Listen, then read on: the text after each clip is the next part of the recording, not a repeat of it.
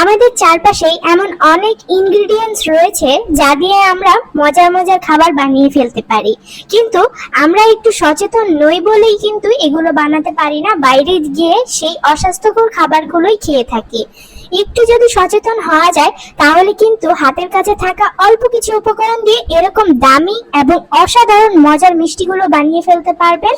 তো hello everyone, আসসালামু আলাইকুম, ওয়েলকাম টু সুপর্ণাস কিচেন। তো চলুন বেশি কথা না বলে মূল রেসিপিতে চলে যাই। ক্রিম জাম মিষ্টি বানানোর জন্য প্রথমেই আমি এখানে দুটো ডিম ভেঙে নিচ্ছি। আমার এখানে দুটো ডিমই লাগবে। আপনারা যদি কম বানাতে চান সেক্ষেত্রে ডিমের পরিমাণটা কমিয়ে নিতে পারেন। দুটো ডিমই আমি ফেটিয়ে নিচ্ছি। ফেটানো হয়ে গেলে এর মধ্যে এখন দিয়ে দিচ্ছি 1.5 কাপ পরিমাণ গুঁড়ো দুধ। এক্ষেত্রে গুঁড়ো দুধটা চেলে নেওয়ার কোনো প্রয়োজন নেই, আমার কেন জানি একটু মন চাইলো চেলে নেই, তার জন্যই আর কি চেলে নিয়েছি। 1.5 কাপ পরিমাণ গুঁড়ো দুধই আমি চেলে নিচ্ছি। চেলে নেওয়া হয়ে গেলে দিয়ে দিচ্ছি 1/2 কাপ পরিমাণ ময়দা। এ পর্যায়ে আপনাদের সাথে একটা টিপস শেয়ার করি, সেটা হলো আপনারা অবশ্যই এই মিষ্টিটা বানানোর ক্ষেত্রে ময়দাটা ব্যবহার করবেন না। ময়দাটা ব্যবহার করলে মিষ্টির মাঝে একটা শক্ত ভাব রয়ে যায়, যেটা আমি মিষ্টিটা টেস্ট করার পর বুঝতে পেরেছি। আর আমি অবশ্যই চাইবো না যে আমার রেসিপি ফলো করে আপনাদের কোনো রান্না নষ্ট হোক, তাই আমি আপনাদের সাজেস্ট করব আপনারা সম্পূর্ণ মিষ্টিটাই গুঁড়ো দুধ দিয়ে বানানোর চেষ্টা করবেন। সবগুলো উপকরণ মেশানো হয়ে গেলে এরকম আঠালো পর্যায়ে চলে আসলে সেক্ষেত্রে একটু ঘি দিয়ে আবারও এটাকে মেখে নিচ্ছি।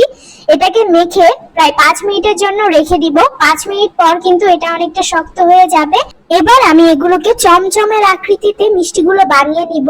যেহেতু আজকের মিষ্টিগুলো চমচমের মতো দেখতে হবে, তাই আমি এগুলোকে চমচমের আকৃতিতেই বানিয়ে নিচ্ছি। আপনারা চাইলে অন্য যে কোনো শেপে বানিয়ে নিতে পারেন। সবগুলো মিষ্টি ঠিক এভাবেই বানিয়ে নিয়েছি। এবার চলে যাচ্ছি চুলায়। চিনি শিরাটা বানিয়ে নিব। চিনি শিরা বানানোর জন্য এখানে আমি 1.5 কাপ পরিমাণ চিনি নিয়েছি, আর এখানে পানি দিয়েছি 5 কাপ পরিমাণ। পানিটা অবশ্যই বেশি দিতে হবে, কারণ পানিটার মধ্যে কিন্তু পরবর্তীতে আমরা মিষ্টিগুলো আবারও জাল করে নেব, সেক্ষেত্রে পানিটা অবশ্যই বেশি দিবেন। এবার দিয়ে দিচ্ছি 2টো এলাচ একটু ঘ্রাণের জন্য। আপনারা চাইলে এখানে এলাচের গুঁড়ো ব্যবহার করতে পারেন। যখন এটাতে বলক চলে আসবে এটাকে একটা সাইডে রেখে দিচ্ছি। তেলের মধ্যে মিষ্টিগুলো দেওয়ার সময় ভিডিওটা একটু মিস হয়ে গেছে। তেলটা যখন মাত্র 20% গরম থাকবে তখন থেকে মিষ্টিগুলো দেওয়া শুরু করে দিয়েছি, এবং মিষ্টিগুলো কিন্তু খুবই অল্প আঁচে ভেজে নিতে হবে। দেখতেই পাচ্ছেন মিষ্টিগুলো একা একাই উল্টে যাচ্ছে, এবং এটাকে খুবই সময় নিয়ে অল্প আঁচে ভেজে নিতে হবে। যখন এরকম সুন্দর একটা কালার চলে আসবে তখন এটাকে উঠিয়ে সেই চিনির শিরার মধ্যে দিয়ে দিব। আপনারা কিন্তু দেখতেই পেয়েছিলেন মিষ্টিগুলো ঠিক কতটা ছোট করে বানিয়েছিলাম, আর এটা ভাজার পর এটা ঠিক ডাবল হয়ে গেছে, এবং এখন চিনির শিরা এটাকে জাল করার পর কিন্তু এটা আরো ডাবল হয়ে যাবে। এবার এটাকে ঢেকে দিয়ে চুলার আঁচটা হাই করে দিয়ে অনেকক্ষণ এটাকে জাল করে নিতে হবে। প্রায় 15 থেকে 20 মিনিট এটাকে জাল করে নেব, যতক্ষণ না চিনির শিরাটা একেবারে এরকম কমে যাচ্ছে। দেখতেই পাচ্ছেন চিনির শিরাটা কিন্তু একেবারে কমে গেছে। এ পর্যায়ে চুলার আঁচটা আমি বন্ধ করে দিয়েছি। মিষ্টিগুলো ঠান্ডা করার জন্য এবার এটাকে একটা সাইডে রেখে দিয়ে চলে যাচ্ছি ক্ষীর বানানোর জন্য। ক্ষীর বানানোর জন্য এখানে আমি 1 কাপ পরিমাণ জাল করা দুধ নিয়ে নিয়েছি। আপনারা চাইলে কাঁচা দুধটাও নিতে পারেন। তাতে দিয়ে দিচ্ছি 1/2 কাপ পরিমাণ গুঁড়ো দুধ, আর দিয়ে দিচ্ছি 1 চা চামচ পরিমাণ ঘি।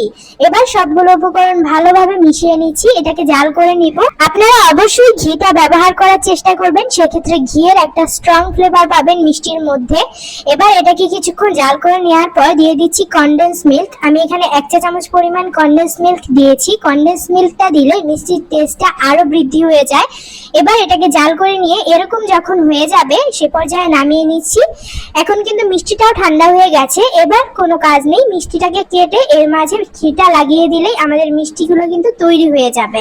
বিশ্বাস করবেন না, এই ক্ষীরটার জন্য, শুধুমাত্র এই ক্ষীরটার জন্য কিন্তু মিষ্টিটার টেস্ট দ্বিগুণ হয়ে যায়। আমি একইভাবে ছুরি দিয়ে মিষ্টিগুলো কেটে তার মধ্যে ক্ষীর দিয়ে সবগুলো মিষ্টি বানিয়ে নিচ্ছি। ডেকোরেশনের জন্য আপনারা এর উপর দিয়ে একটু বাদাম দিতে পারেন, যেমন আমি এখানে একটু পেস্তা বাদাম ছড়িয়ে দিয়েছি, তাতে করে মিষ্টিটা দেখতে আরো বেশি লোভনীয় লাগছে। এবং আমি আপনাদের বলে বোঝাতে পারবো না এটার টেস্ট ঠিক কতটা বেশি, কতটা মজাদার হয় এই মিষ্টিটা। বাইরে থেকে না কিনে যদি সহজেই এরকম ঘরে বানিয়ে ফেলতে পারেন এই মিষ্টিটা, তাহলে বাইরে থেকে শুধু শুধু টাকা খরচ করে অস্বাস্থ্যকর মিষ্টিগুলো খাওয়ার কি দরকার বলুন তো। আশা করছি আপনাদের কাছে ভিডিওটি ভালো লেগেছে। ভালো লেগে থাকলে অবশ্যই লাইক, শেয়ার, কমেন্ট করে দিবেন, এবং চ্যানেলটি সাবস্ক্রাইব করে পাশে থাকা বেল আইকনটি ক্লিক করে দিবেন এরকম মজার রেসিপি পাওয়ার জন্য। ততক্ষণ ভালো থাকুন। আল্লাহ হাফেজ।